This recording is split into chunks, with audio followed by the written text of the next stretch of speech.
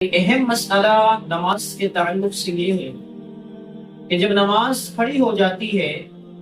تو صفوں کو پر کرنے کا طریقہ کیا ہے، صفیں کس طرح پر کی جائیں۔ تو اس کا طریقہ حضرات علماء نے یہ لکھا ہے کہ دیکھیے، پہلے امام کھڑا ہوتا ہے، امام کے بالکل پیچھے مؤذن کھڑا ہوتا ہے جو اقامت دیتا ہے۔ اب جو لوگ نماز پڑھنے کے لیے آتے ہیں مقتدی حضرات، ان کے لیے بہتر اور افضل طریقہ یہ ہے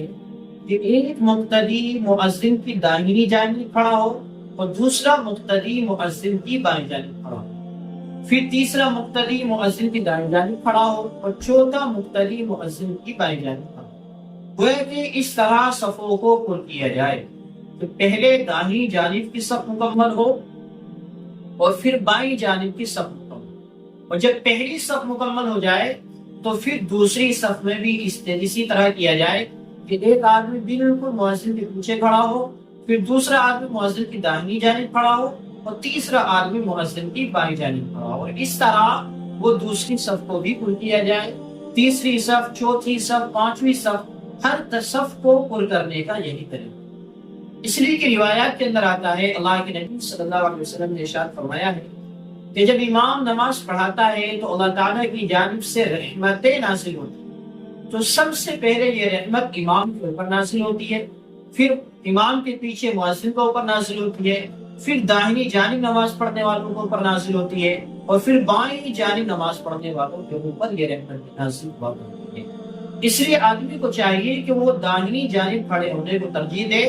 جب داہنی جانب مکمل ہو جائے تو پھر بائیں جانب کو مکمل کیا جائے۔ یہ نماز کے اندر صفوں کو درست کرنے کا طریقہ۔ اب ہوتا کیا ہے کہ بہت سی جگہوں پر دیکھنے میں یہ آتا ہے کہ داہنی جانب کی صف خالی پڑی ہوئی ہے اور لوگ بائیں جانب کو پر کرتے چلے جاتے ہیں۔ ان کا یہ طریقہ بالکل درست نہیں ہے، صف بندی کی ترتیب کے بالکل خلاف۔ روایت کے اندر یہ بھی آتا ہے کہ اللہ کے نبی صلی اللہ علیہ وسلم فرماتے ہیں کہ اللہ تعالیٰ کو اس قدم سے زیادہ کوئی قدم محبوب نہیں ہے جس قدم کو انسان صف کی خالی جگہ کو پر کرنے کے لیے اٹھاتا ہے۔ اس لیے اگر بائیں جانب لوگ زیادہ جا رہے ہیں، داہنی جانب کم جا رہے ہیں، تو ہمیں داہنی جانب جا کر کھڑا ہونا ہے تاکہ ہمیں ثواب بھی زیادہ ملے۔ تو بہرحال یہ صف بندی کی ایک ترتیب ہے، اس ترتیب کے مطابق ہمیں اپنی صفوں کو پر کرنا چاہیے اور اپنی صفوں کو مکمل کرنا چاہیے۔